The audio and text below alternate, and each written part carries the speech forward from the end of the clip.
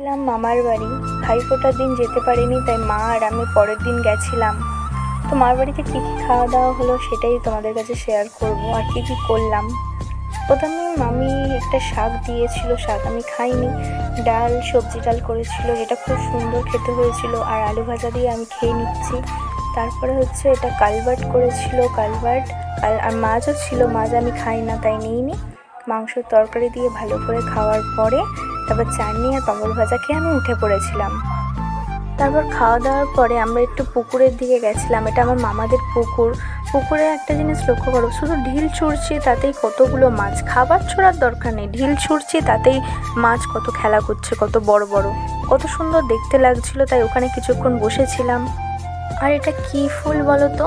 এটা পদ্ম ফুল, যেটা আমার ভাই নিজের হাতে চাষ করেছে।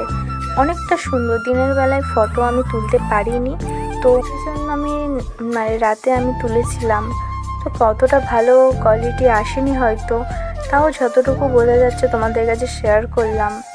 গোলাপগুলোও আমার ভাই চাষ করেছে। গোলাপগুলোও খুব সুন্দর দেখতে হয়েছিল, খুবই ছোটোর উপরে সুন্দর মিষ্টি কালার। তারপর সবচেয়ে বড় ব্যাপার, রঙিন মাছ। মানে এমন জায়গা নেই যে ও করেনি, যেখানে পেরেছে রঙিন মাছ চাষ করেছে। বড় ছোট, বড়গুলো তো সুন্দর দেখতে লাগছেই, আর কত সুন্দর করে ডেকোরেশন করেছে সেটাও দেখার মতো। আর লাস্টে ছোট ছোট মাছগুলো কিউট কিউট ছিল, ওগুলো একটা জায়গায় রেখেছিল। তারপরে আমরা গেছিলাম রাতেতে কালী ঠাকুর দেখতে। তো পাড়ার, এখন তো পাড়ার সবার মানে দুহাত অন্তর কালী ঠাকুর। তো ওই পাড়ারই গেছিলাম। তার মধ্যে সবচেয়ে ভালো বেস্ট ঠাকুর লেগেছে একটাই, যেটা একটা ছেলে নিজের হাতে বানিয়েছে, দেখার মতো। প্যান্ডেলটাও নিজের হাতে বানিয়েছে, ঠাকুরটাও নিজের হাতে বানিয়েছে, এবং খুবই সুন্দর বানিয়েছে।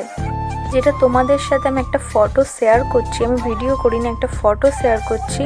দেখো কতটা সুন্দর বানিয়েছে, তার হাতের কাজটা কত নিখুঁত।